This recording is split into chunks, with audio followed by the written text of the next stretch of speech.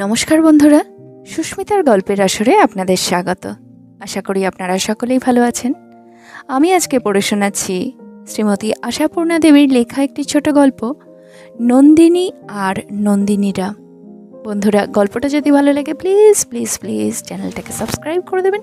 গল্পটাতে একটা লাইক অবশ্যই করতে ভুলবেন না। সাবস্ক্রাইব এবং লাইকের জন্য আপনাদের অসংখ্য ধন্যবাদ। তো চলুন শুরু করি আজকের গল্প, নন্দিনী আর নন্দিনীরা। লেখিকা আশাপূর্ণা দেবী। অনেক দুর্গতি, অনেক লাঞ্ছনা, অনেক ক্লেদাক্ত ইতিহাসের সঞ্চয় নিয়ে আবার এই চিরপরিচিত বাড়িটার দরজা পেরিয়ে ভিতরে এসে দাঁড়ালো নন্দিনী। চিরপরিচিত, কিন্তু কি অদ্ভুত অপরিচিত লাগছে। বাড়িটা এমন নিস্তব্ধই বা কেন? কেউ নেই নাকি বাড়িতে? বাবার সঙ্গেই এসেছে, তবু কেমন একরকম কুণ্ঠিত অপরাধীর ভঙ্গিতে বোকার মতো আড়ষ্ট হয়ে দাঁড়িয়ে রইল নন্দিনী। আলগা চোখে যেদিকে তাকিয়ে দেখছে সেদিকটা শুধু একটা নিরেট দেওয়াল। এই দেওয়ালটা বাড়ির দুই শরিকের দুই অংশের মধ্যখানের পার্টিশন ওয়াল। উঠোনের মাঝখান থেকে উঠে একেবারে দোতলার মাথা পর্যন্ত উঠে ভাঙা কাঁচের কুচির গহনা মাথায় পড়ে তবেই থেমেছে। ওই বিশাল দেওয়ালটার মাঝখানে কোথাও কোনোখানে জানালা দূরের কথা একটা ফোকর পর্যন্ত নেই। তবু নন্দিনীর মনে হচ্ছে অনেকগুলো তীব্র তীক্ষ্ণ কৌতূহলী চোখ যেন দেওয়ালটার গায়ে গায়ে ফুটে রয়েছে। অমলেন্দু অবশ্য ওই দেওয়ালের চোখগুলো দেখতে পেলেন না, বরং কোনোখান থেকে একটু চোখের কোণ পর্যন্ত দেখতে না পেয়ে অসহায় বোধ করলেন। আশ্চর্য, কাজ করবার লোক দুটো কোথায় হাওয়া হয়ে গেল? রান্নাঘরের দিক থেকেও কোনো সাড়া শব্দ আসছে না।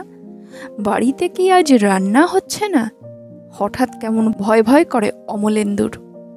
ভয় তো রয়েইছে বুকের মধ্যে বাসা বেঁধে।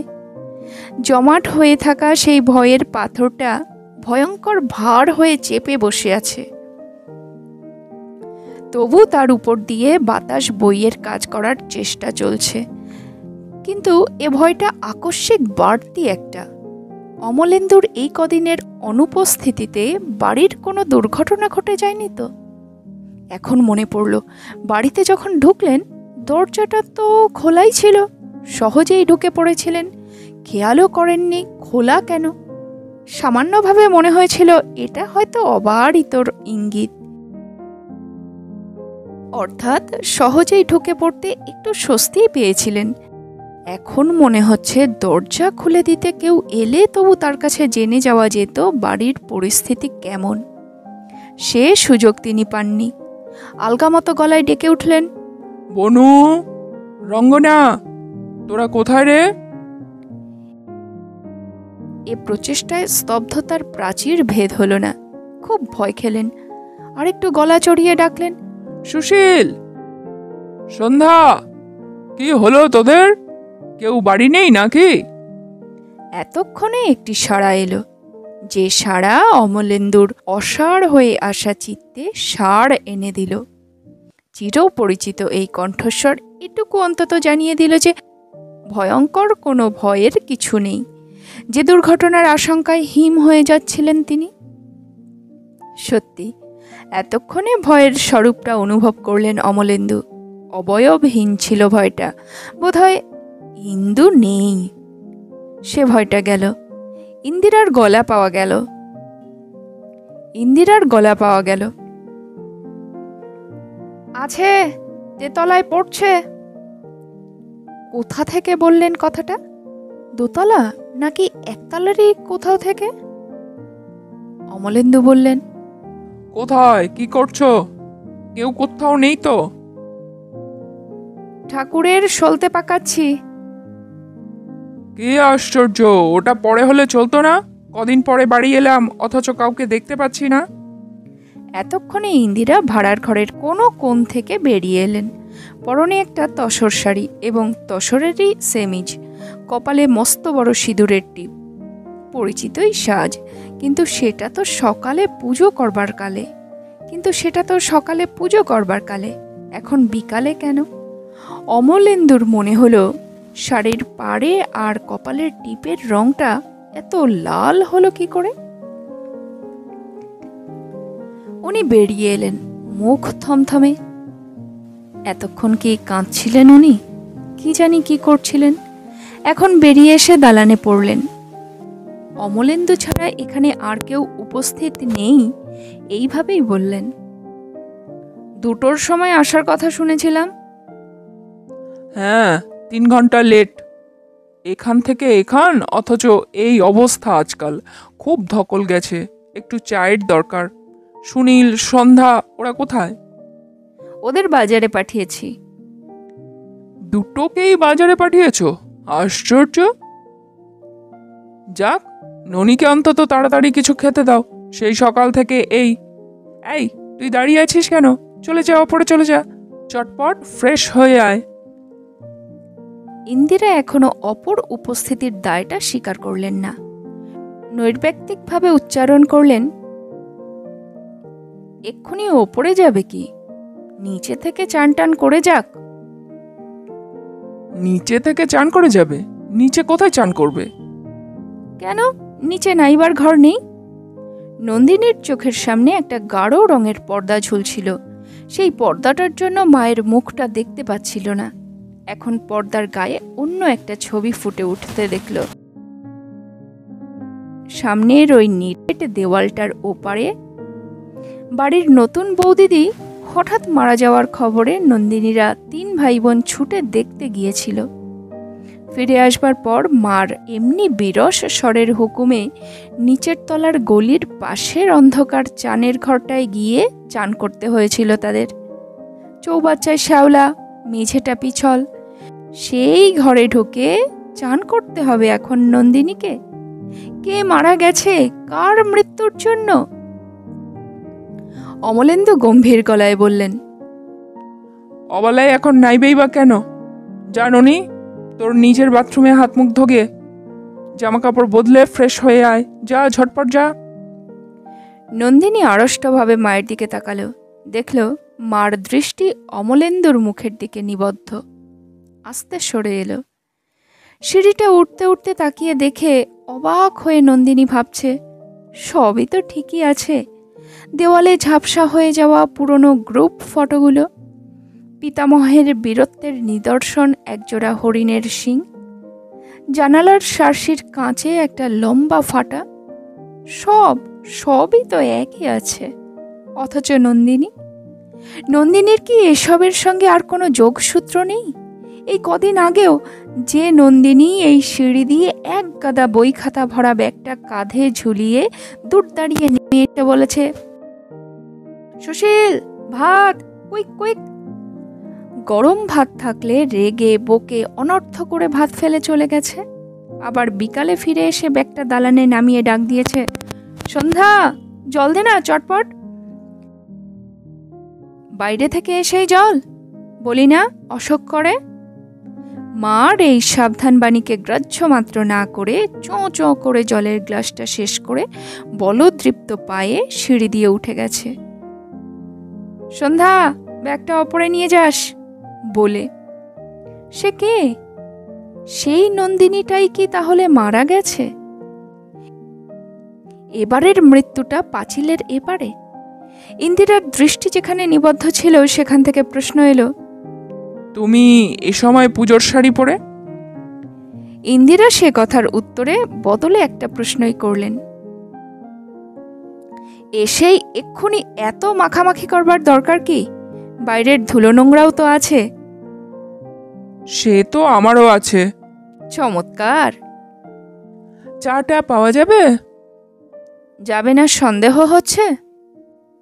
কে জানি, 2টো লোককেই হঠাৎ বিকালে বাজারে পাঠানোর রহস্য বুঝতে পারছি না। পারছ না? ওদের সামনে নাটকের দৃশ্যটা হলেই বুঝি ভালো হতো। নাটকের দৃশ্য? সেটা আবার কি? ও হো হো, কিন্তু ইন্দিরা দেবীর কি নিজের উপর আস্থা ফুরিয়ে গেছে, তাই নাটকীয় দৃশ্যের আশঙ্কা? কেঁদে ওঠা, জড়িয়ে ধরা, এসব খেলমির আশঙ্কা ছিল নাকি? দেখে তো মনে হচ্ছে না। ছুরি বিধিয়ে বিধিয়েই জীবন কাটালে, আমার মধ্যে যে কি হচ্ছে। ওটা বিলাস, কই আমার মধ্যে তো কিছু হচ্ছে না। ওটাও এক রকমের বিলাস, অহংকারের বিলাস। ভালো ঘরে ওর বিয়ে দিতে পারবে তুমি? সে চিন্তাটা এ মুহূর্তের নয়। ভবিষ্যৎ না ভাবাটাও বুদ্ধিমানের কাজ। আরও একটা মেয়ে আছে, সেটা ভুলে যেও না। ভুলতে চেষ্টা করলেও ভুলতে দেবে বলে বিশ্বাস নেই। এই যে সুশীল বাবু এসে গেছেন, দে বাবা একটু চা দে চটপট। ঘরের দরজায় এসে আরেকবার অবাক হতে হলো নন্দিনীকে। অপরিবর্তিত দৃশ্য দেখে নয়, পরিবর্তিত দৃশ্য দেখে। ঘরটা তাদের 3 ভাই বোনের। দেওয়ালের ধারে একটা চওড়া খাটের বিছানা নন্দিনী আর রঙ্গনার। দরজার সামনে একটা সরু খাটে বুনুর। দেখতে পেল চওড়া খাটটা অন্তর্নিহিত। দেওয়ালের ধারে আরও একটা সরু খাট, 2টো বালিশের পরিচিত বালিশ ঢাকা বলে দিচ্ছে একটা নন্দিনীর, অপরটা রঙ্গনার। তাহলে বনুকে এখান থেকে সরানো হয়েছে কেন? বড় খাটটা তাহলে কোথায় গেল? এই বাড়তি একটা সরু খাট কোথায় ছিল? কে করেছে এটা? রঙ্গনা? নন্দিনীর সঙ্গে ঘেঁষাঘেঁষি পাশাপাশি শোবে না আর? এত সব ব্যবস্থার সাহস হয়েছে রঙ্গনার? আর বনু রাত্রিরে ভূতের গল্প শুনলে কি জোর মেঘ ডাকলে বাজ পড়লে নিজের বিছানা থেকে উঠে এসে দিদিদের মাঝখানে ঢুকে পড়ার ইচ্ছে হলে কি করবে ও? এই ঘরের পাশেই দোতলার একটি স্নানঘর। সেকেলে বাড়ি বাড়ি অ্যাটাচড বাথরুমের প্রশ্ন ছিল না, তবে উঠোনের মাঝখানের দেওয়াল তোলার পর বাড়ির যেসব অংশে সংস্কার সাধন হয়েছিল তার মধ্যে প্রধান হচ্ছে দোতলার নতুন 2টো বাথরুম। একটা ছেলে মেয়েদের, একটা ইন্দিরার। অবশ্য সেটাতে অমলেন্দুর একটু অধিকার স্বীকার করতেই হয়, তবে ঠিক অ্যাটাচড কোনোটাই নয়। বারান্দায় যাবার প্যাসেজটার 2 মুখে 2টো। নন্দিনী চানের ঘরে ঢুকলে 1 ঘন্টা। রঙ্গনা দরজায় ধাক্কাতো। নন্দিনী হেসে হেসে বলতো, চুপচাপ থাক, আরও 1 ঘন্টা লাগবে। বাথরুমটার মধ্যে এসে দাঁড়ালো নন্দিনী। না, এখানে কোনো পরিবর্তনের ছাপ নেই। যেখানে যা ছিল সেখানেই তা আছে। বেসিনের সামনের আয়নাটাও। সেদিকে চোখ পড়তে একেবারে চমকে উঠল, চোখটা সরিয়ে নিল, তারপর আবার তাকিয়ে দেখল। আচ্ছা, আগে ওখানে যে নন্দিনীর মুখ ফুটে উঠত, এও তো সেই নন্দিনী, শুধু একটু শুকনো শুকনো, শুধু একটু রুখো রুখো। জ্বর টরের পরে যেমন, পরীক্ষার বেদম পড়ার পরে যেমন হয়। তাহলে মারা গেছে কে? গেছে গেছে, সেই আগেরটাই গেছে। ওই যে আরশিটার সামনে দাঁড়িয়ে দাঁড়িয়ে বলতো, একটু ভাবের অভিব্যক্তি করি। তার সেই অভিব্যক্তি দেখে নিজে নিজেই হেসে গত। না হলে সাহস করে ছিটকিনি লাগিয়ে ফেলবে না কেন? আমি কি তাহলে সেই নিচের তলার শ্যাওলা ধরা ঘরটাতেই চলে যাব? হ্যাঁ হ্যাঁ, তাই যাব। বিনু আসছে না, রঙ্গনা আসছে না। আমি কেন? ননি, তোর হলো? কত দেরি করছিস রে? হঠাৎ স্থির হয়ে গেল নন্দিনী। কি আশ্চর্য, এই গলাটা শুনে তো মনে হলো না এ বাড়িতে কেউ মারা গেছে। বড়দিদি, তোমার চা। সাবধানে শোবার ঘরের পড়ার টেবিলটারই একপাশে চা আর খাবারটা নামিয়ে রাখল সন্ধ্যা। নন্দিনী কি ওর দিকে তাকাবে না? হঠাৎ একটু শক্ত হলো নন্দিনী। বলল, এখানে নিয়ে এলে কি করতে? মা বললেন। একটু থামল, বললেন তোমার শরীর খারাপ। নন্দিনী বলতে চেষ্টা করল, বাবা খেয়েছেন? পারল না। নিঃশব্দে জলের গ্লাসটা হাতে তুলে নিল। নন্দিনী তো এখন শাওয়ারের অনেক জলের তোড়ে ফ্রেশ হয়েছে। নন্দিনী তো বড় গিলাসের পুরো জলটাই ভেতরটা স্নিগ্ধ করে নিয়েছে। এখন কি নন্দিনী তরতর করে 3 তলায় উঠে যেতে পারে না, যে ঘরটায় নন্দিনী পরীক্ষার আগে বেশ কিছুদিন একা দখল করে রাখে? সেই ছোট্ট ঘরটায় ঢুকে পড়ে মাথা দুটো ধরে ঝাঁকুনি দিয়ে বলে উঠতে পারে না, খুব যে পড়ায় মন দেখাচ্ছিস, কাল অ্যানুয়াল পরীক্ষা। না, সেসব কিছুই পারবে না নন্দিনী। এখন শুধু প্রতীক্ষাই করবে সেই দুটো ছোট মাপের করুণার আশায়। এই কদিন আগেও যারা করুণা কাড়ানো মুখ নিয়ে এসে বলেছে, দিদি অঙ্কটা একটু বুঝিয়ে দিবি, দিদি ফেরার সময় সেই যা বলেছিলাম আনবি তো, নাকি নন্দিনী তরতরিয়ে নিচে নেমে যাবে, সেই পূজারিনীর সামনে গিয়ে কড়া গলায় প্রশ্ন করবে, কি ভেবেছ তোমরা, আমায় নিয়ে কি করতে চাও? আশ্চর্য, বুলাও তো চুপি চুপি এসে দাঁড়ালো না, বলে উঠল না, ননি তুই বেঁচে আছিস, ফিরে এসেছিস। নন্দিনীদের আশা জানতে পারেনি, তাই সম্ভব না। ও বাড়ির মেজ খুড়ির কাজই তো হচ্ছে এ বাড়ির দরজায় চোখ পেতে বসে থাকা। এ বাড়িতে কে কে আসছে, কখন আসছে, কে যাচ্ছে, বাড়ির লোকেরা কে কখন কোথায় বেরোচ্ছে আসছে, সবই তো তার নখদর্পণে। চোখের পরিধির বাইরে হলে কানের পরিধিকে কাজে লাগান। তাছাড়া সংবাদদাতার সংস্থা আছে। কিন্তু কেন এই কৌতূহল? কারণ নেই, কারণ নেই। হয়তো এটাই কারণ হতে পারে যে একদা যাদের সঙ্গে দীর্ঘদিন যাবৎ একত্রে থেকেছেন, তার থেকে বিচ্ছিন্ন হয়ে গিয়ে যে শূন্যতার সৃষ্টি হয়েছে, এই খবরগুলো সেইখানে গর্ত ভরাটের কাজ করছে। গর্ত ভরাটের কাজে আপদ বালাই জঞ্জাল টঞ্জালটাই লাগে। বুলা সেই মেজখুড়িরই মেয়ে। বুলা টের পায়নি নন্দিনী এসেছে। বাড়ির মধ্যে দেওয়াল এই দুই বাল্য সখীকে বিচ্ছিন্ন করতে পারেনি, কারণ স্কুল এক, ক্লাস এক, অতএব যাত্রাপথটাও এক। সেখানে মায়েরা তো পাহারা দিতে যেতে পারে না। সেই বুলা না একদিন, হ্যাঁ সর্বপ্রথম বুলা তাকেই বলেছিল, স্কুলের পিছনের মাঠে ডেকে নিয়ে গিয়ে কেঁদে উঠে বলেছিল, মরা ছাড়া গতি নেই রে আমার।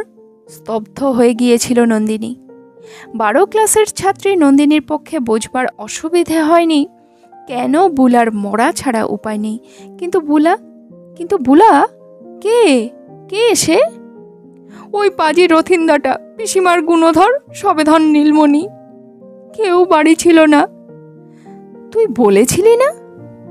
বললে মানবে পিসিমা? শুধু চিরকালের ঝগড়া হয়ে যাবে, হয়তো আমাকেই দোষ দিয়ে বলবে। তাহলে আর কি, মা বলেছে এই বেলা উদ্ধার করে দেবে। তা পারে, সুইসাইড তো হাতের মুঠোয়। ঘুমের বড়ি না জোটে গলায় দড়ি তো জুটবে। বরাবরই বুলার এমনি পাকা পাকা কথা, যার জন্য দেওয়াল উঠবার আগে পর্যন্ত ইন্দিরার সর্বদা অসন্তোষ ছিল। তার মেয়ে ওই পাকা মেয়েটার সঙ্গে মিশে মিশে পাকা হয়ে যাচ্ছে, অতএব ওর অসন্তোষে এদের বন্ধুত্বে কোনো ঘাটতি ঘটেনি। অথচ নন্দিনীর এই ভয়ঙ্কর দুঃসময়ে বুলা একবারও এলো না। আসার একটা দুরূহ হলেও পথ আছে। 3 তলার ওই চিলেকোঠার ঘরের পূবের দেওয়ালে যে একটা জানালা আছে, তার দুটো গড়াত ভাঙা, আর সেই ভাঙা জানালার 2 হাত নিচেই একটা 1.5 তলা গোছের ছাদ, যেটা ওদের ভাগে পড়েছে। একটু লাফিয়ে ঝাঁপিয়ে নেমে পড়া যায়, এবং একটা প্যাকিং বাক্স কি একটা ভাঙা ড্রাম উপর করে বসিয়ে উঠে পড়া যায়। সবসময় ওঠাউঠি না করলেও গল্প তো করতেই। আজ বুলা সেই পথে চলে আসতে পারত না চুপি চুপি? বুলারা জানে না নন্দিনীর কথা? এ তো আর বুলার ব্যাপার নয়, এ তো খবরের কাগজে বেরিয়ে গেছে। নন্দিনীও শুনেছে, বাবা বলেছেন, ভাগ্যিস কাগজে খবর পেলাম। কোথায় বলেছিলেন সেটা অমলেন্দু? আসানসোল রেল হাসপাতালে না? অনেকক্ষণ বসে থাকতে থাকতে বোধহয় ঘুমিয়েই পড়েছিল নন্দিনী। খুট করে কিসের একটা শব্দ হতে তাকিয়ে দেখল বনু টেবিলের ড্রয়ার খুলে কিছু একটা রাখছে অথবা নিচ্ছে। সন্তর্পণেই নিচ্ছিল মনে হলো, তবু যেন শব্দটা হয়ে গেছে। নন্দিনীর সংকল্পে স্থির হয়ে উঠে বসল। বলল, কোথায় ছিলি এতক্ষণ? বনু আঙুল দিয়ে ছাতের দিকটা দেখালো। আমি এসেছি, জানতিস না? বনু ঘাড় কাত করল। তবে আসছিস না যে? বনু একটু বোকার মতো হাসল। আয়, এদিকে আয়। এলো না, নড়ল না, ঠোঁটে একটা আঙুল ঠেকিয়ে মুখে চাবি দেওয়ার ভঙ্গি করল। কি হয়েছে তোর? মা কথা বলতে বারণ করেছে? না তো। তবে তবে আসছিস না যে? এমনি। তোর ছোটদি কোথায়? ছাতে বেড়াচ্ছে। এ ঘরের বড় খাট কোথায় গেল?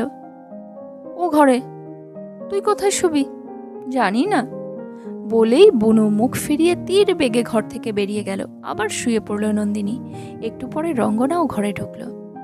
চোখ বুজে থেকেই অনুভব করল নন্দিনী খুব নিঃশব্দ পায়ে বোধহয় আলনা থেকে জামা কাপড় কিছু নিয়ে বেরিয়ে গেল। আচ্ছা, রঙ্গনা তো বনুর মতো শিশু নয়। ওকে বুঝতে পারল না ছোট্ট একটা 2 অক্ষরের শব্দের আশায় পিপাসিত হয়ে রয়েছে দিদি। আর আশাভঙ্গে তার মধ্যে কি ওলট পালট হয়ে যাচ্ছে, চলছে কি তোলপাড় কাণ্ড। হ্যাঁ হ্যাঁ, আমি নিচেই নেমে যাব। আমি জানতে চাইব কি করতে চাও তোমরা আমায় নিয়ে। ধড়মড়িয়ে উঠে বসলো শুয়ে থাকা মানুষটা। চাটা ওপরে পাঠিয়ে দিলে যে? দিয়েছি তো কি হয়েছে, তেতে পুড়ে এসেছে, ধকল গেছে। হ্যাঁ, কথাটা শুনতে ভালোই, তবে তোমার ব্যবহার দেখে মনে হচ্ছে তুমি ওর সৎ মা। ও, তাই মনে হচ্ছে তোমার? ঠিক তাই। যে সময়টা সব থেকে বেশি মায়া মমতা স্নেহ যত্নের দরকার, সেই সময় যত্নের কোনো ত্রুটি হয়েছে? ইন্দু, ঘটনাটা তুমি অনুভব করতে চেষ্টা করেছো? ননিকে আমরা ফিরে পেলাম, বুঝলে?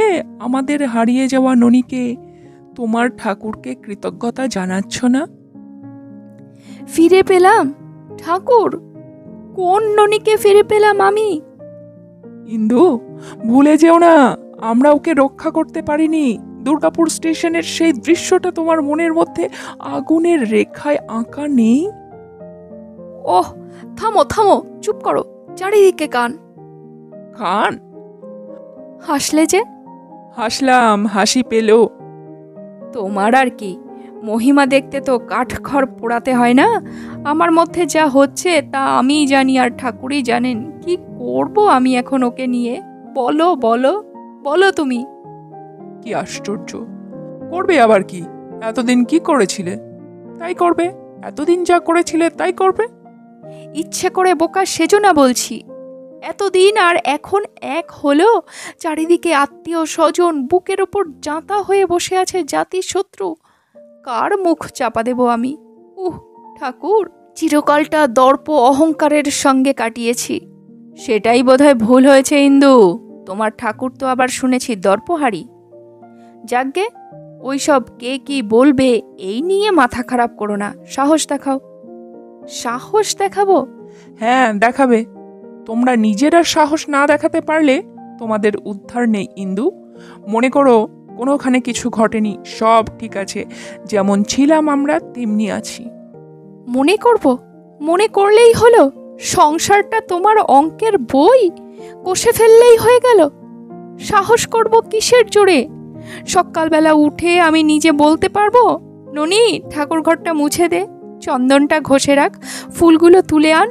ও মা, আমার সেই ফুলের মতো মেয়ে কি হয়ে গেল? ইন্দু, তোমার মনে আছে ছেলেবেলায় ননিকে একবার কুকুরে কামড়েছিল?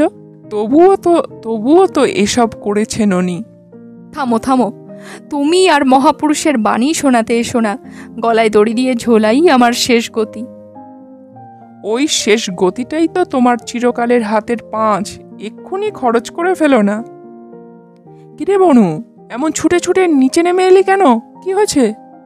দেখো না বাবা, বাবা, দিদি দরজা বন্ধ করে বসে আছে, কিছুতেই খুলছে না। ছোটদি ঢুকতে পারছে না, কাঁদছে। দরজা বন্ধ করে বসে আছে? থাকবেই তো। দিদির বুঝি অভিমান হয় না? এতদিন পরে এলো, দিদিকে তোমরা দেখতে এলে না, পড়তেই লাগলে। ছোটদি বলেছে ছোটদিও আমার সঙ্গে ও ঘরে শোবে, দিদি একলা থাকবে। যেমন ধাক্কা দিচ্ছে তবু খুলছে না।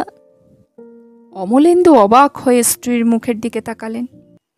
এ ঘর ও ঘর, ব্যাপারটা কি? ব্যাপারটা বুনুই চটপট বুঝিয়ে দিল। অমলেন্দু গম্ভীর হয়ে বললে, আশ্চর্য, এত সব মাথাতেও এলো। মেয়েদের দুঃখ দুর্দশার জন্য শুধু সমাজপতিদের নিষ্ঠুরতাই দায়ী? চল, আমি দেখছি গিয়ে। কিন্তু চিরদিনের বাধ্য মেয়েটা হঠাৎ বেয়াড়া হয়ে গেল কি করে? বাবার অনুরোধ উপরোধে এমনকি খোসামদেও অবহেলা করে অটল অবিচল রইল। খুলল না দরজা। শেষ পর্যন্ত ধমক দিয়েছিলেন অমলেন্দু ভয়ঙ্কর কাপা কাপা গলায়। কাঁপতেই পারে, ধমক দেওয়ার তো অভ্যাস নেই, কিন্তু তাতেও তো নরম করা গেল না চিরকালের মিষ্টি নরম মেয়েটাকে। অতএব পুলিশ ডেকে দরজা ভাঙানোটাই শেষ গতি, তাছাড়া আর উপায় কি? নন্দিনীও যে তার মায়ের শেষ গতিটাকে বেছে নিয়ে বসেছে, অথবা হয়তো তার প্রাণের বন্ধু বুলার জীবন দর্শন, ঘুমের বড়ি না জুটলে দড়ি।